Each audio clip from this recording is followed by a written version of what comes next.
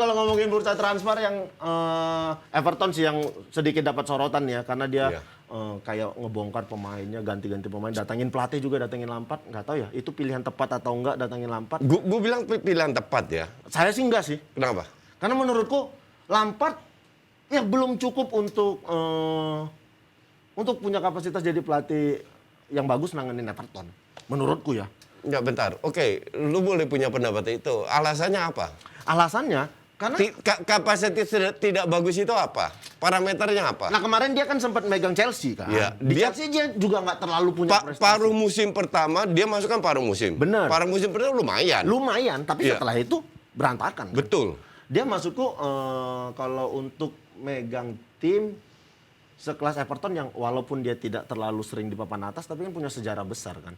Tekanan untuk Lampard tuh lebih besar coach ngelatih tim itu ketimbang daripada nama besarnya sendiri ya.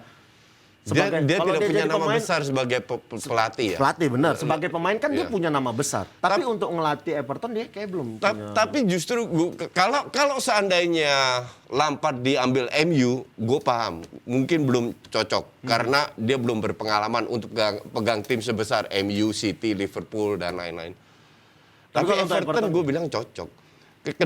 Kenapa satu dia masih kedua, dia masih eagerness-nya masih tinggi daripada ambil pelatih yang jadul-jadul, yang tua-tua semua. Dan gue rasa Lampard layak diberi kesempatan dan gue bilang dia akan bisa berhasil. Contohnya kayak Moyes, Gatot di MU, dia bisa memaksimalkan pemain West Ham sekarang. Ya benar. Walaupun tidak menjadi juara, bahkan kemungkinan besar Champions League juga nggak masuk, tapi kualitas West Ham yang pas-pasan benar-benar dimanfaatkan. Bahkan dia bisa buat Lingard yang amburadul bisa main bagus, bener nggak? Bener. Heran juga sih. Nah, Lingard tuh bisa bagus di West Ham, tapi ketika balik lagi ke MU dia nggak bisa menunjukkan performanya.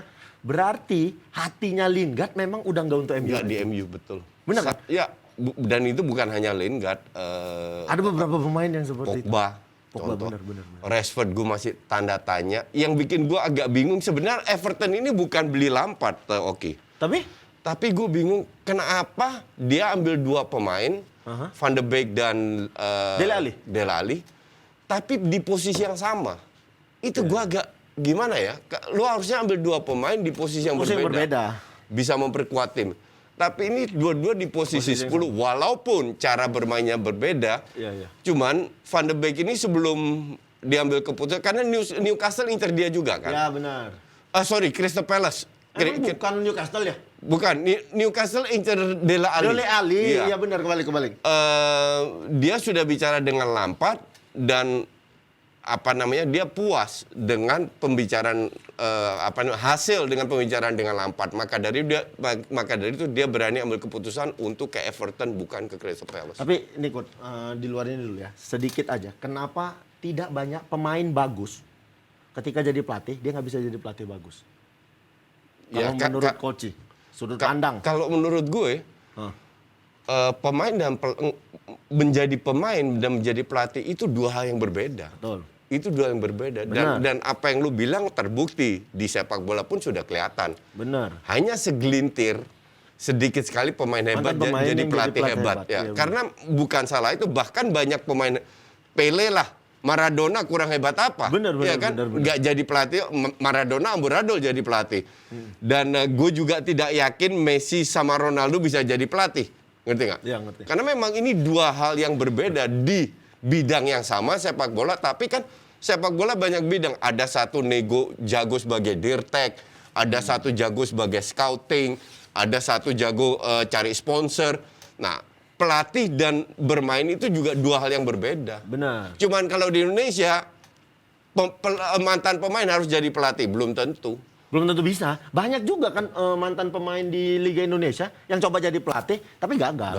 Iya. Gagal. Ya bukan salah mereka juga, karena memang hal yang berbeda itu. Dan sebenarnya ada juga beberapa pelatih yang tidak bagus karirnya sebagai pemain bola, tapi jadi pelatihnya bagus. Betul. Salah satunya pelatih kesayangannya Coach kan. Siapa? Mourinho. Ya, bener dong, dia tidak bagus karirnya sepak bola. Tapi kalau untuk ngelatih, oke dong.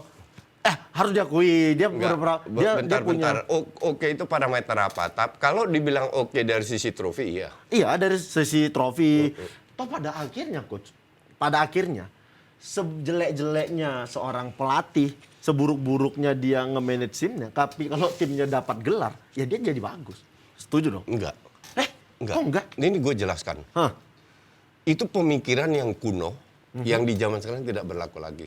Karena kalau itu terjadi, apa yang lu lakukan, apa yang lu katakan terjadi, pelatih yang punya trofi banyak, Ancelotti, Mourinho, itu sekarang pegang klub besar. Ancelotti itu sempat nggak dapat klub, akhirnya pegang Everton. Ya, ya. Madrid aja nggak jelas panggil dia kembali. Ya mungkin memang dia punya kapasitas. Kalau untuk enggak akan kelihatan. Mourinho itu udah dibuang kemana-mana. Karena memang terbukti apa yang lu bilang tadi bahwa bermain bagus atau prestasi nggak ada korelasinya dengan CV. Berarti itu yang salah klubnya dong. Berarti klubnya berpikir, aku kalau datengin Mourinho, aku pasti bakal dapat trofi. Betul. Bener kan? Iya. Nah, Klubnya salah. Bukan salah Mourinho-nya. Bukan. Mourinho dia punya dengan prestasi, senang dia hati. punya trofi segala macam. Dulu dia punya prestasi, dulu dia punya trofi, banyak. tapi dia tidak bisa mengikuti perkembangan sepak bola zaman sekarang. Sehingga hanya klub yang bego kayak MU, Spurs yang ambil dia. Dan akhirnya nyesel semua kan. Iya. Akhirnya ke Roma. Nanti sama Roma juga amburadul. Dan gue menang tiket lagi ke New York. Itu tujuannya. Tapi berarti kalau kayak begitu yang kita salahin klubnya ya? Iya dong. Iya, Iya dong, jelas klubnya. Iya. Karena kan memang klub butuh trofi. Mungkin dengan datangkan Mourinho bisa ngasih trofi. Maka dari itu gue lebih salut dengan klub kayak Hoffenheim berani ambil seorang Nagelsmann masih muda. Iya. Leipzig berani ambil Nagelsmann dan akhirnya ujung-ujungnya bisa ke Munchen. Nah, Barca ambil Pep yang nggak ada pengalaman sama sekali. Tapi ini memang gambling, tidak selalu berhasil. Kalau seandainya berhasil ya untungnya itu banyak banget karena mereka tidak mendatangkan pelatih mahal. Betul. Dan kembali terbukti bahwa pelatih mahal itu bukan garansi, Oki. Ya, benar. Memang pelatih mahal belum tentu dia bisa ngasih prestasi. Iya, betul. Banyak kan pelatih mahal yang nggak punya. Ya, kita bilang lah, Pioli itu gajinya kecil sekali dibanding pelatih-pelatih di Liga Italia. Tapi dia bisa secara kemampuannya, dia bisa ngerangkul tim, dia bikin suasana tim bagus, dia bisa berada di 4 besar. Kalau itu gue setuju. Bener. Betul. Cuman untuk jadi juara dengan gaya bermainnya Pioli berat. Susah. Kita sebagai fans Milan, kayaknya ya sudah. Kemampuan Milan ini hanya runner up, 4 besar. Kalau untuk juara itu bonus. Aku makanya nggak pernah naruh ekspektasi. Milan bakal juara, sakit hati kalau aku ekspektasi. Sakit hati kok. Sakit hati dan sering kalah ya? Iya makanya itu. Udahlah kalau ada nanya Milan juara nggak? Enggak. Yang penting lolos Liga Champions aja. Lolos champion aja juga enggak ya? Tapi lolos ini musim ini lolos ya. Enggak yang kemarin. Yang grup. Bisa. Di awal pembagian grup, Milan satu grup sama Atletico, Porto, Liverpool. Ya itu dia. Dan Milan. Coach dengan gampang bilang, Milan bahkan tidak akan ada di peringkat 3. Peringkat 4. Saya sebagai fans AC Milan tersinggung dong. Masa Betul. iya sih nggak di atas Porto? Gitu, dengan DNA Eropanya. Pada akhirnya memang bangsat Milan peringkat 4 di Astu. Sakit hatiku. Mulai dari situ aku kayaknya, memang kayak nggak perlu dipegang nih Milan udah gitu aja. Tapi ini Coach, Lampard datang. Iya. Datangkan Dele Alli sama Van de Beek yang secara permainan mereka turun drastis dibanding musim sebelumnya. Masing-masing kayak Dele Alli waktu dipegang Pochettino oke sekali gitu loh. Iya. Nah, tapi begitu bergantian pelatih, dia mulai kehilangan sentuhan segala Di macam. bawah Mourinho sudah mulai dibuang dan Van de Beek 2 tahun di MU yang nggak kelihatan. berkembang, tidak ada andilnya sama sekali. Iya, betul. Padahal Van de Beek di Ajax luar biasa, di Ajax di timnas. Maka dari itu satu gue bingung kenapa dia ambil 2 pemain di posisi yang sama. Tapi ada tapinya, bisa juga si Lampard ini main contoh aja 3-4-3. Jadi di belakang Calvert-Lewin itu ada Van de Beek dan Lingard. Sama Lingard. Demarai Gray di kiri, Richarlison di kanan bermain dengan 2M. Bisa juga seperti itu. Tapi kembali lagi, ini membuat Frank Lampard memiliki lebih banyak opsi untuk bermain dan survive. Dan gue nggak ngerti ya, Ki. Ini somehow gue yakin Lampard ini bisa bersaing di papan tengah. Ya saat ini posisi Everton di peringkat 6. bawah kan? Benar, makanya ini pilihannya. Apakah dia bisa naik ke papan atas atau malah Everton bakal terdegradasi? Degradasi enggak? Gue bilang naik ke papan atas, ke Naik ke papan tengah. Iya. Bersaing di papan tengah ya. Iya. Tapi memang kadang ada beberapa pemain yang ketika dia ketemu pelatih yang nggak cocok di hatinya, Iya, betul. bagus pun dia main, Betul. ketika nggak pas sama pelatihnya, dia bakal kehilangan sentuhan segala macam. Ronaldo kurang bagus apa?